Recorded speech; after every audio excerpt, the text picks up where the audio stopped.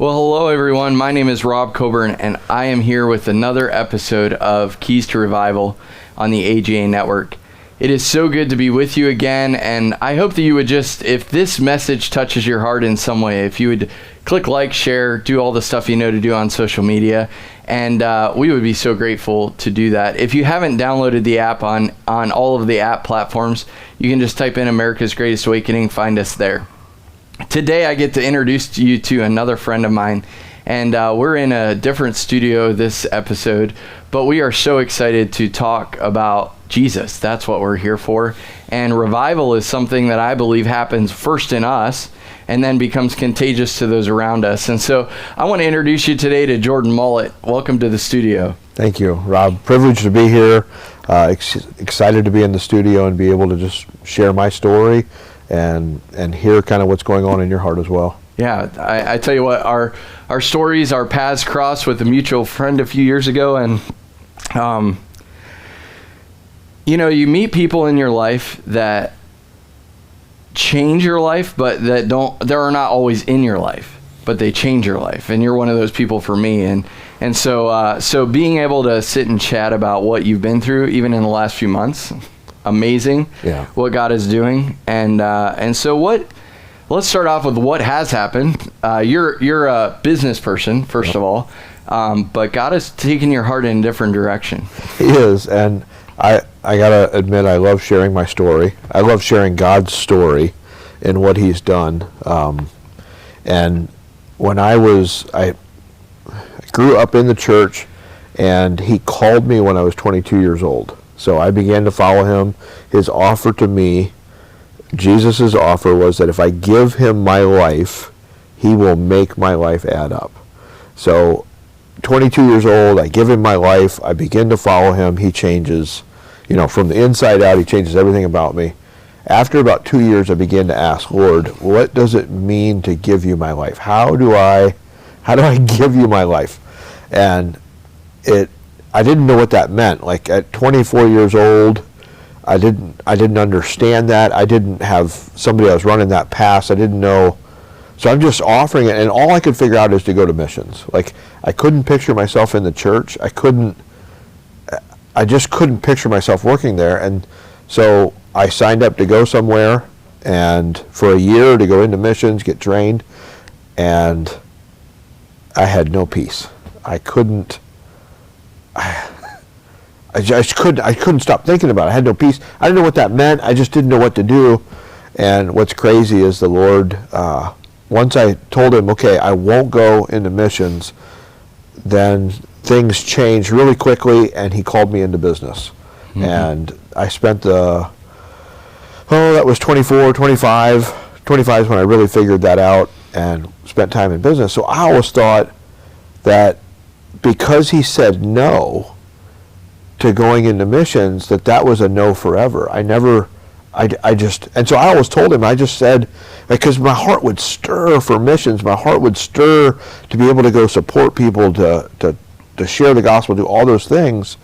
And I would just tell Him, I'd say, okay, Lord, like, if I can't go, then send my kids, send my grandkids. Right. And I wonder how many times I told Him that. And in 2016, I began to, He changed some of my business settings, and I dedicated the year to Him because I had ignored Him the previous 6 months, and just as I was focusing on my business, and I just told Him, okay, I'll give you 2016. And in 2016, I started reading God's Smuggler with my son, Elliot. Mm-hmm. And he was probably 12 years old at the time, and we would read it, and Rob, I'm reading the story of Brother Andrew going in behind the Iron Curtain and supporting pastors, mm-hmm. and I would just begin to weep.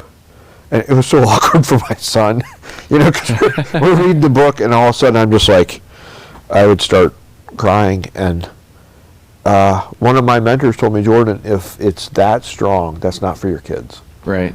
And that's when I began to believe that the Lord has something for me, that there's something that's going to happen. And I just began to say yes to Him, to just say, Lord, I'll go. If there's something to do or somewhere, I'll go. And I didn't know what that meant. And then that was sometime in 16, 17, and then I said yes for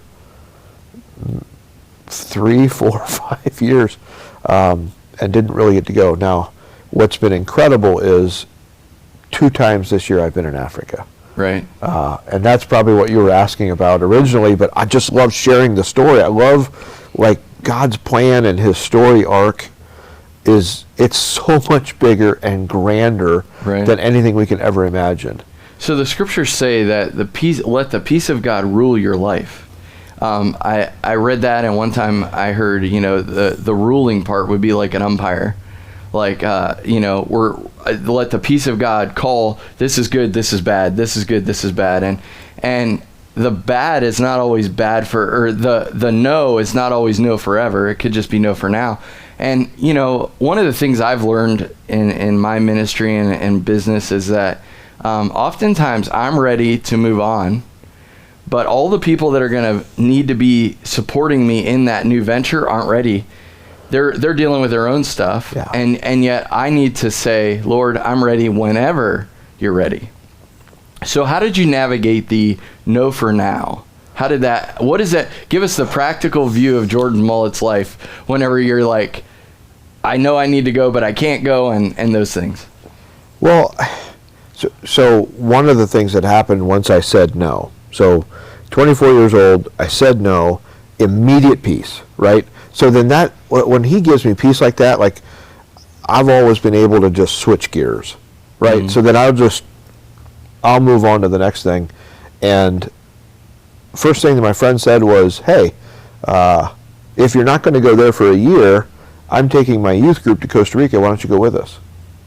And I'm like, oh, okay. Mm-hmm. So on that trip is when I met my wife. Wow. So that connection there, the Lord just continued to open doors. And it took me a while to recognize that. Like, it's not, when you're first following the Lord, to recognize his hand and to understand sometimes how he works. Like, I'm 24 years in now of, like, walking with him. And, like, I know when he speaks to me now, but back then I struggled. I struggled to know. I even struggled once I met my wife, and I fell head over heels. And I was specifically praying for a wife during that season. I was asking the Lord to bring me a wife. And I had even given him specifics about how that, like, because I looked at the story of Abraham and Isaac, and Abraham said, my son needs a wife, and he sent his servant to go get a wife. And I told the Lord, I said, I don't know what a wife should look. I don't know who I need. But if you can do that for Abraham, surely you can do that for me. And I said, go. And 3 different people on different situations in about two months' time came to me and said, hey, Jordan, there's this girl. And every time I'm around her, I just think, man, she needs to meet Jordan. And you would think that I would tie those 2 things together, right? Like, yeah. I mean, it's pretty obvious, and it didn't hit me until after I'd asked my wife out after 6 months and we were dating, that I connected the dots, that those people, that get 3 different people, came to me and said, there's this girl, and all 3 were talking about my wife, that I didn't comprehend. But those are the things that the Lord does. He's not limited, right? It's not like, I mean, he knows me, he knows my heart, he knows how to lead me. But then that story arc, once he showed me that, helped me to begin to watch for how he speaks to me and to understand how he leads me and guides me. So, and it was then that fall, 6 months later, after I asked my wife I asked her out, we start dating, that's when he began to give me the call to go into business. Mm-hmm. And so I don't know, the peace, how did I manage that? He's so gentle in how he leads. Did I answer? No, yeah. I mean, you did. Sometimes. You did. No, that's good. I think that there's people that are watching this that would say, I know that the Lord has called me to something, but every time I go that direction, it's a no. And how do we navigate that in our heart without being offended at God, offended at the process, or just discouraged, you know? Yeah. So faith is the substance of things hoped for and the evidence of things unseen. And when you've been through some things and you have believed for some things and there's no such thing, all kinds of barriers, and then they come true. Right. Right? Yeah. It changes how you look at things. So my faith has so changed in that area because he said no, I obeyed, I listened, I walked through that, and then to see him just create things. Right. And to pull them out of nowhere. So my encouragement, and I really struggled with this back in 2019, is I was sitting down with a potential client, and we were meeting we had met each other a couple different times, but we were sitting down. He had been told to come meet with me, and we're sitting down, and he's sharing a story with me. And he had started a new job, and he was about 2 years into the job when he was starting to realize that it was a dead end. And he's the type of person that when he goes somewhere, he wants to stay 10 to 15 years. And his real struggle was this was the second job or career in a row that this had happened. So now he's 4 years in on the second adventure and discovering this is not a 10 to 15 year career. Right. And he was devastated. And so his wife had said, I think you need to go talk to Jordan. So he's sitting in front of me. And that was the first time that it truly occurred to me that God calls us down dead ends. Because when we looked at his story, I asked him, because he was confident when he went to that job that was where he was supposed to be, that the Lord had spoken, directed him in there. And then I started to wonder, well, does God call us into dead ends? 100%. I believe it. How did you know I believe that? it. When did, because that rocked my world. Because I've been on an adventure the last couple of years of doing something that in my heart I felt like the Lord said, you've got to go do it. You've got to be a part of this. You've got to do it. And then to find out in the end that it was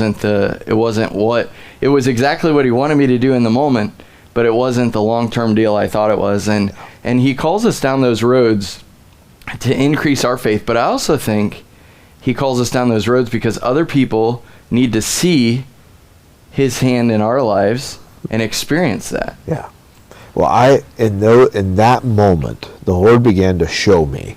And I'm very visual, so a lot of times the Lord gives me the visual, and I was drawing a path, and the Lord wants to get us here, but he has no limitations like we do. We think linear, if I'm going to get here, then I should draw a line, the shortest distance.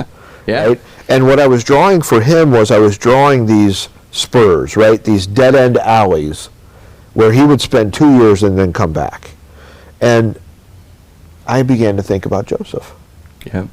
And that's when I started thinking, okay, if the Lord tasks me with, he said, and he'd call me aside and he would say, okay, I want you to pick somebody to run a kingdom, to be second in command through some of the most trying time that they ever have. And I want you to raise him up, and I want you to take him, you can do however you want. And you need, by the end of the 30 years, when the time is called, he needs to be a leader that is capable. Yeah.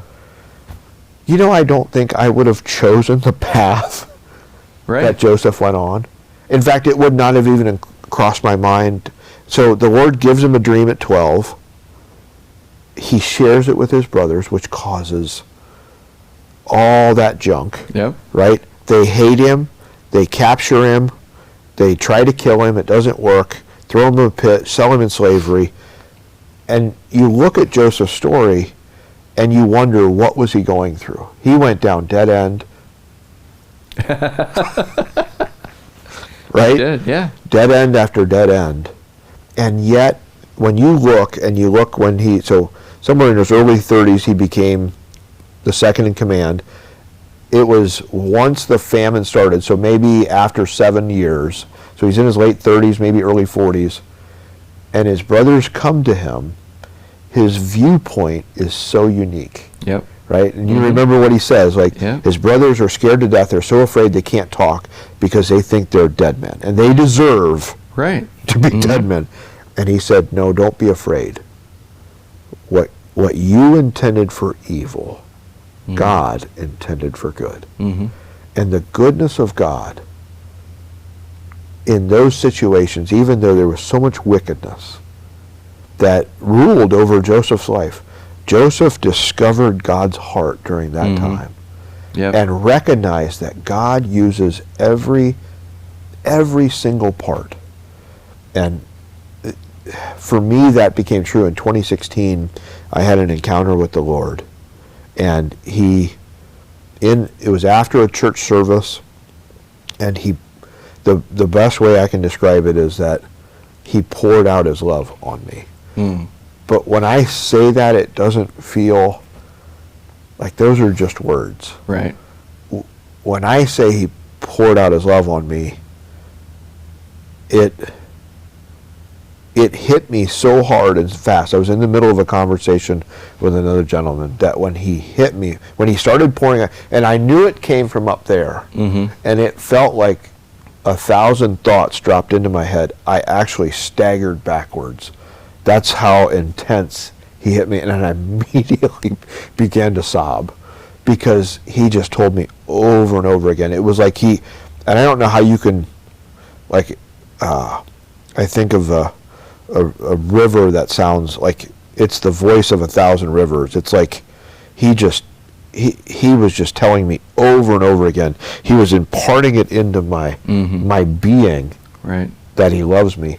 And in the middle of that, what he told me was, he said, he went back through points in my life, and he said, you remember when this happened, and you wondered where I was. And he said, I was there. And then he went to a different point. Hard times in my life.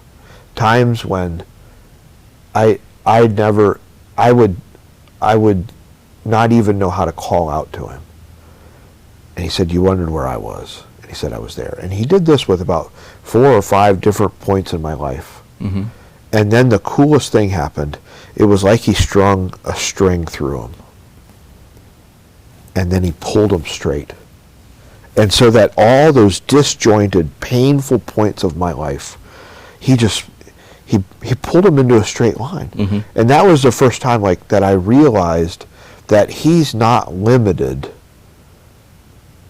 by every one of them. And we know Romans 8:28, right? We know that he works all things out for the good of those who love him and are called according to his purpose. We know that. I felt like in that moment he truly showed me that he's with me at every moment. And that's where Ephesians 2:10 really started to jump out. This is what's happened to me in the last 6 months, is I've started to recognize that I am truly his workmanship, right? So Ephesians 2:10 says that we are God's workmanship, created in Christ Jesus for good works, which God prepared for us in advance, right? Yep. And so I know that I am his creation. I'm his. And he has the freedom to make and mold me into whatever he wants, right? We're bought at a purchase. I'm bought, I'm ransomed with his blood, and he gets to choose what he does. Yeah. My responsibility is to respond. It's not so we started a new ministry this spring, right? And that's what you originally asked me. So we started a ministry called Awakening Fire. And as we sat before the Lord to ask him about all that and to understand, we formed and you had Danny on last week. Danny's part of that, and Dorn Wengard. And we sat before the Lord and we just formed this. But what he's told me over and over again is that I don't have to hold on to that ministry. Yeah. Right? It's not, I don't, even though, I'm one of the founders, right? Right. And we're doing some incredible things. It's not, I don't have to hold on to it. Right. Right? I don't even know how to describe that. Yeah. It's his. He will do with it, and he will do with us what he wants. Right. It's his ministry. So your original question was, how does somebody deal with the no's? Right. How do you deal with the rejections? And this is the beauty, is that as you trust him, as you are willing to, because your eyes are telling you one thing, right? Your experiences are telling you one thing. It is communicating that this is loss and hardship and all these things.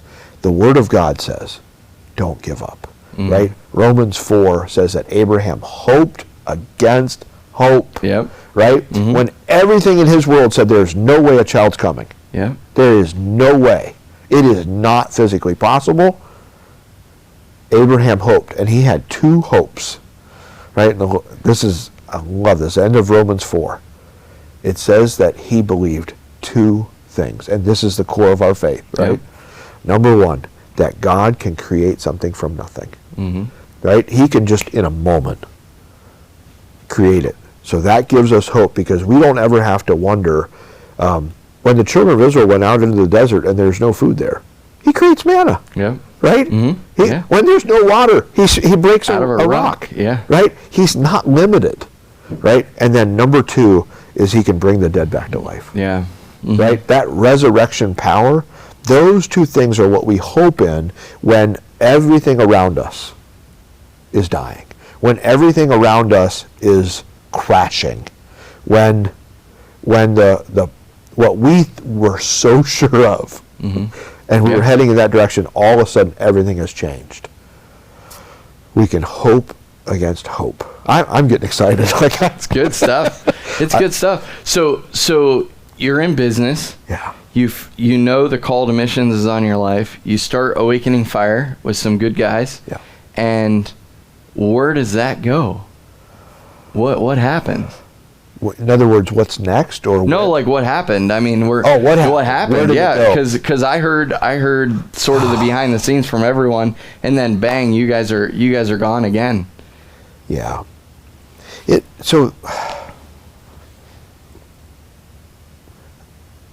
Where do I start? Maybe I should, because you have a connection way back with the pastor, and then that rekindles, and bang, you're ready to go on an evangelistic tour. So one of the things that as I've been telling the story of what God's done, what I've recognized is that there's multiple themes. So when you walk with the Lord for a season, right, he's not just working on one thing. There's not just one thing happening.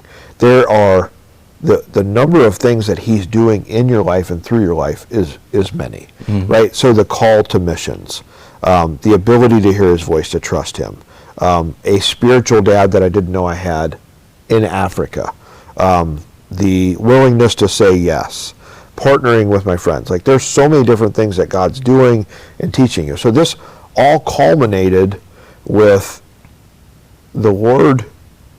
There was a question in my heart. And this is what's so interesting. Is sometimes when the Lord speaks to you, like, you think it's your question, right? You think it's yours, and you don't realize that what's really happening is the Lord is putting a question in your heart. So the question in my heart was, and this happened when my grandpa died. My grandpa passed away, and my grandpa was an incredible man. He was born and raised Amish, but did not know salvation. 35 years old, and his brother writes him a letter and says, you can know that you can be saved. And my grandpa thought, no, there's a scripture that tells you that you can't. And before he wrote the letter back, he started searching the scriptures for that very verse to tell his brother that that's not true. And he fell so in love with the word that he started going to some tent meetings, started talking to other believers. He read so much that he stopped doing some of his work, and his wife, my grandma, was so mad at him that she hid his Bible. Wow. Right? Wow. So that she was so worried he wasn't getting his work done. And they heard the message of Jesus, that you can be born again, 35 years old, bowed their knee to Jesus, changed the destiny of my life. He passes away at 92 years old, and I began to ask the question, if the Lord blesses for thousands of generations and curses for 3, and the blessing that's come down through my grandfather, there must be hundreds of other ones. There you go. And I started asking that question.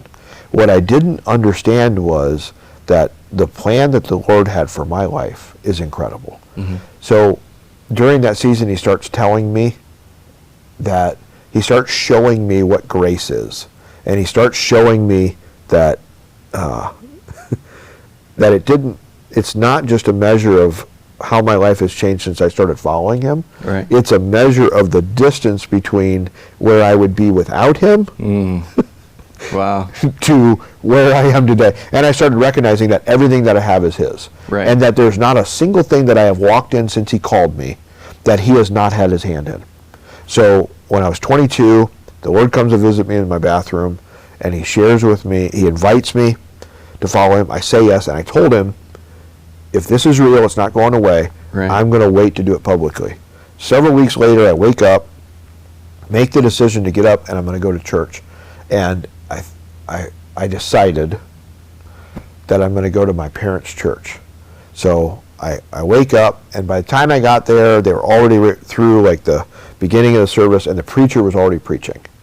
What I didn't know was who was preaching that morning, right? Because I picked a lot of those things. Right.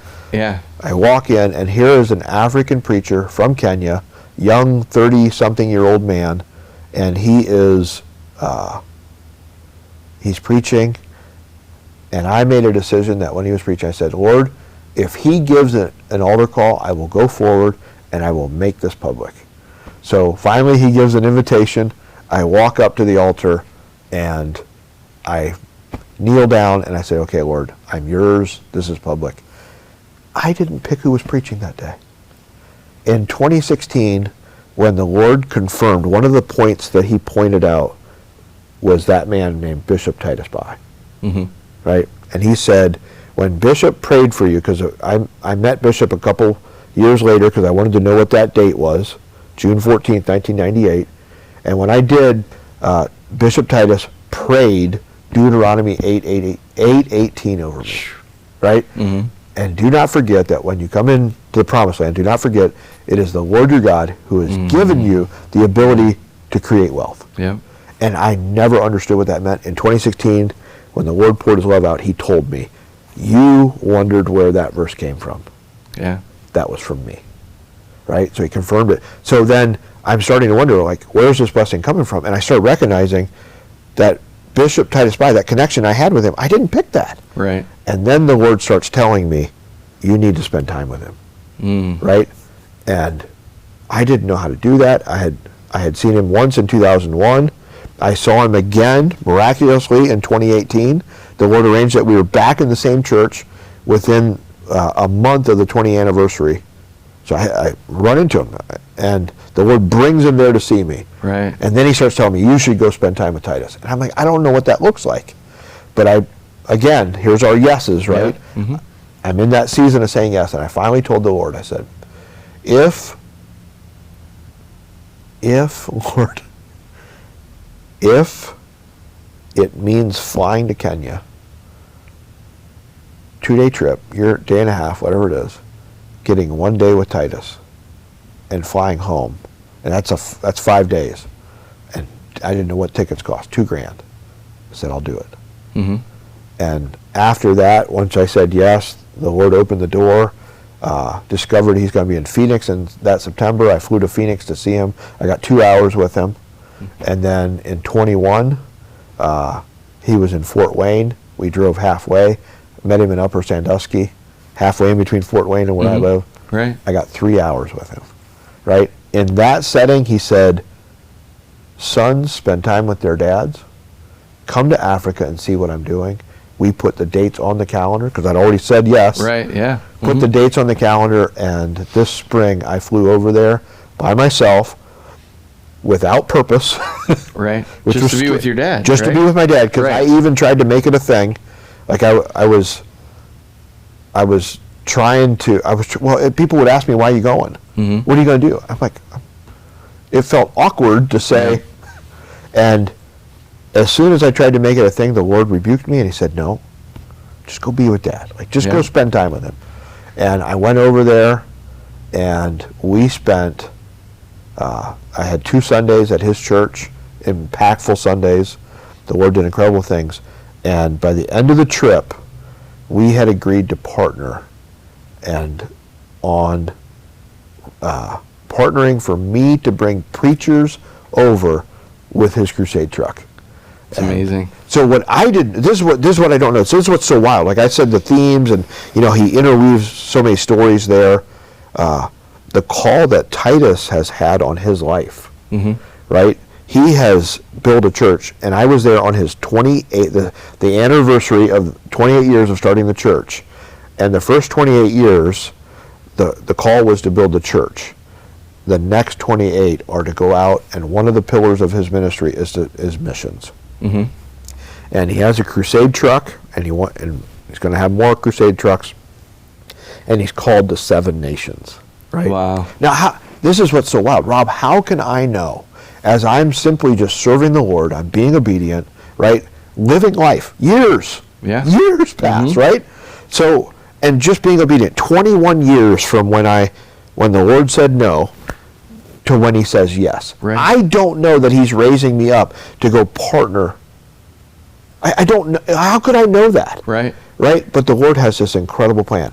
And this is where it seems, well, I run into this with my children, right? So, 17-year-old and a 12-year-old. I see and know things for their life. There's things in my heart for my children that I want to be able to say, well, if you'll do this, this, and this, and you'll trust Dad, this will happen. But they're not always at the point where they can understand those things. Right.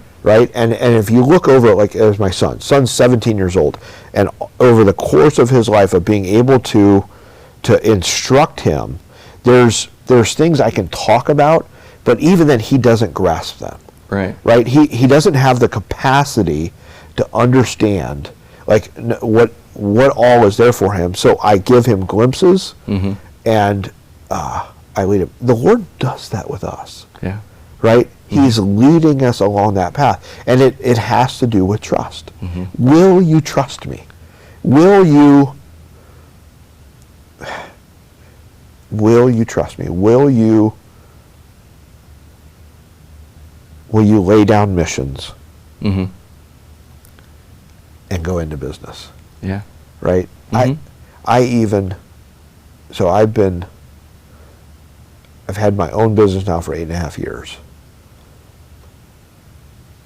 When I came back from Africa, right, and the Lord's laying out all these things, and within 2 weeks, he asked me the question, will you give me your house? And we had just started a remodel. We had just started, and I'm like, Lord, we just started remodeling.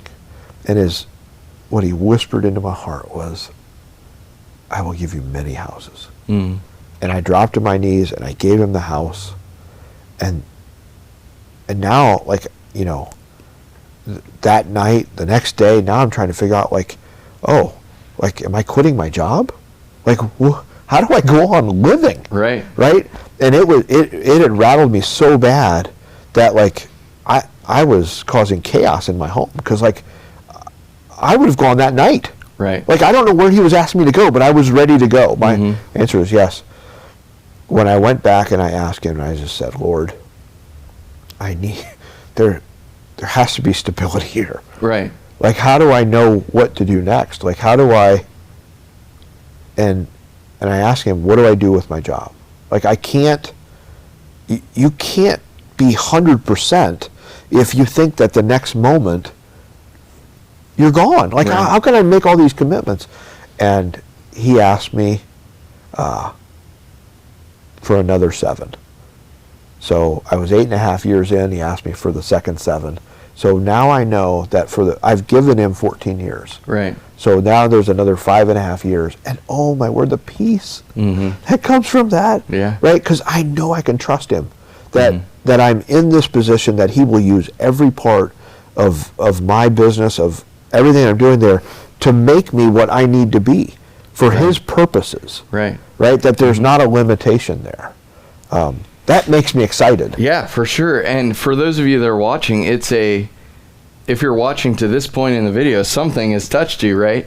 And it's not a mistake that you're watching today, because his hand is on you.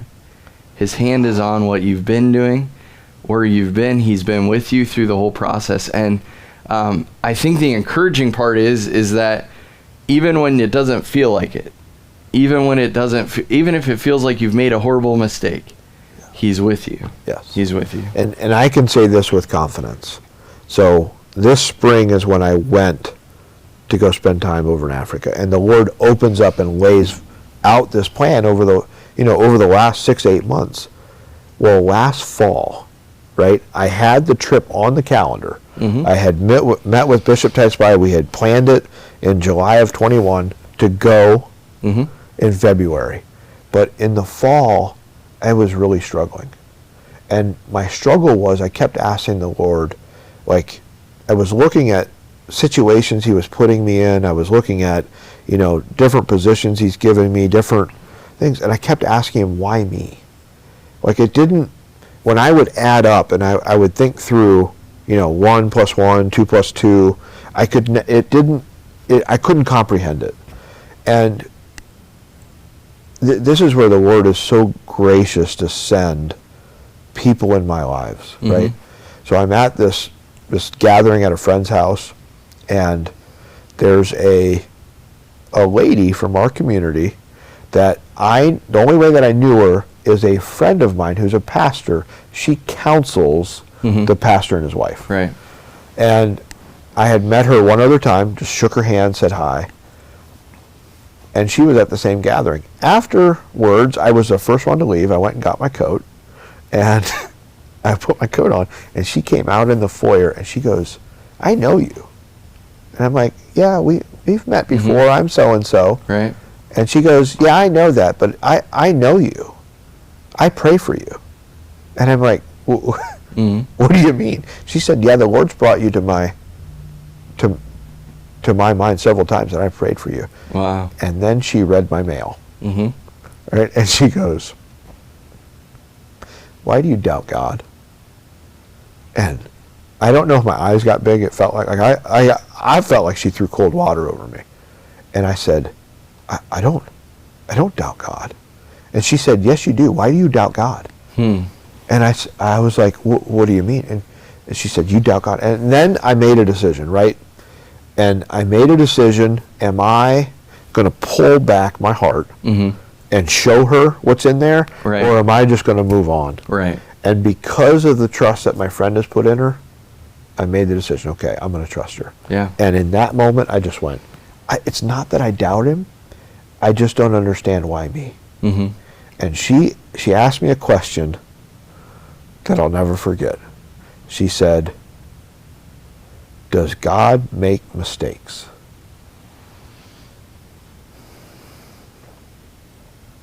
And I know the answer. I said, no, he doesn't make mistakes. Then why do you doubt him? That's an amazing question. I didn't know I was doubting him. I didn't realize that there was doubt in my heart. And what I recognize now is Moses had those same questions. Moses went on, you look at the difference between him and Joseph. Moses went on this journey 80 years in. And the Lord comes to him in a burning bush, and he struggled. Yeah. But so I think that's the word that I want to give the ones that are listening, is that don't doubt him. Don't doubt him, right? Go read Moses' words. Go look at his story. Look at the incredible things that happened, right? But when you're in the story, it's hard to see. But don't doubt him. He knows what he's doing, right? He does not make mistakes. You are not a mistake. The things that he's doing in your life are not a mistake. They matter, right? Yeah. Wow. Thank you so much for the encouragement, and thank you for watching. Those that have joined us, there's so many more chapters to this that I would love to read sometime in front of people. But man, thank you, Jordan, for coming on and being a part of this Keys to Revival, and the revival that I believe is so needed in our country is exactly what you described. This trust in him no matter what the circumstances look like. And so thank you for joining us. We look forward to sharing more amazing Keys to Revival and episodes in the future. And so if you want to share what's going on, just click the share button on this and share it with your friends. And look up Awakening Fire. Yes, awakeningfire.org. Awakeningfire.org. Check out what's going on all over the world with the group there. And we look forward to highlighting some of their events on our network. Have an amazing day.